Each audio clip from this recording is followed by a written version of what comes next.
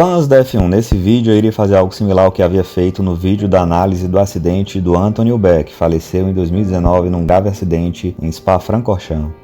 Nesse vídeo, contudo, irei analisar o acidente do holandês Dylan van 't Hoff, falecido em um grave acidente no mesmo circuito, mas na Fórmula Regional Europeia, a FRECA, pessoal. Assim, eu irei fazer um compilado de alguns vídeos existentes no YouTube e realizar uma análise sobre toda a causalidade do acidente de Dylan.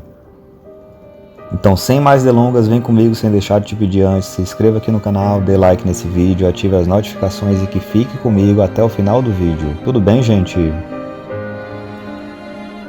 Pessoal, eu creio que o acidente fatal do van 't Hoff possa ser dividido em 3 momentos. O primeiro é a perda de controle do Team Tramnitz. O segundo é a hipotética perda de controle do van 't Hoff, de forma muito similar ao Tramnitz. E o terceiro momento, a batida na lateral do van 't Hoff. Inicialmente, gente, uma coisa chamou muito a minha atenção: a espantosa semelhança desse acidente com o do Anthony Hubert, inclusive considerando o trecho em que ela ocorreu. Aqui a gente pode ver um carro branco e vermelho terminando de contornar o Rouge, e também podemos ver o carro que vinha atrás rodar logo depois da curva, ao alcançar a zebra. Esse que rodou é o Team Tramnitz, e essa rodada dá início a toda a causalidade do acidente. Inicialmente, gente, eu creio que seja importante a gente tentar entender o que levou o Tramnitz a rodar logo depois da Eau Rouge. A gente pode ver aqui que ele ataca a zebra em demasia aqui no início da Camel, e podemos cogitar um erro do Tramnitz como o iniciador da causalidade do acidente.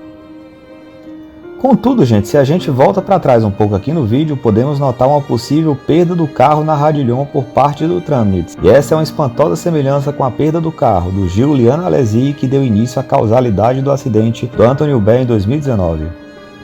Foi inclusive no mesmíssimo trecho, pessoal. O Tramnitz inclusive conseguiu ter mais eficiência na hora de controlar o carro, mas a consequência disso é que ele teve que atacar mais a zebra da Radillon, e como consequência também atacar mais a zebra que dava início à Camel, fazendo com que ele perdesse a aderência de qualquer jeito no início da Camel, pessoal. Pouco depois da batida a gente pode ver o Tramnitz tentando retomar o controle do carro, e também esse piloto aqui que teve muita, mas muita sorte aqui nesse momento, gente.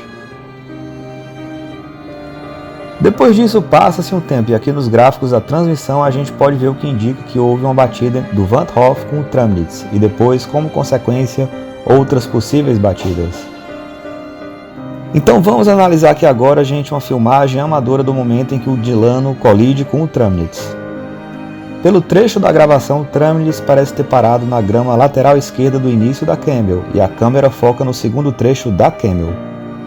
Quando a câmera volta, ela já mostra o carro do van 't Hoff batendo levemente de traseira no do Tramnitz e ficando perpendicular à direção da pista. Não está claro por essa filmagem, gente, o que fez o Dylan perder o controle no início da Camel, mas a gente pode supor que deve ter começado com a mesma coisa que fez o Tramnitz rodar e bater no muro: a perda do carro na Radillon, e nessa hipótese Dylan deve ter tido a mesma capacidade do Tramnitz em postergar o controle do carro. Contudo, gente, nessa hipótese Dylan teve azar ao ter sido o segundo a perder o controle, pois a batida de sua traseira lateralmente em Tramnitz colocou seu carro no meio da pista e de forma lateral, o que o deixou em uma posição muito semelhante à que Anthony Hubert ficou um pouco depois desse trecho aí. Desse modo, gente, o Dylan foi atingido por um dos pilotos que estava atrás dele. Pelo que é mostrado nos gráficos da transmissão, não foi o Fluxar, pois ele ultrapassa o Dylan. Contudo, gente, depois a gente vê que tem uma ultrapassagem tripla do Zagazeta e do Tangavilu para cima de Tramnitz, van 't Hoff e do Fek. Aqui, gente, eu mostro um pequeno diagrama ilustrando a causalidade do acidente e acoplando a minha hipótese. Como podemos ver aqui pelo primeiro fato em amarelo, Tramnitz perde o carro na Radillon e como consequência ataca mais a zebra da Radillon.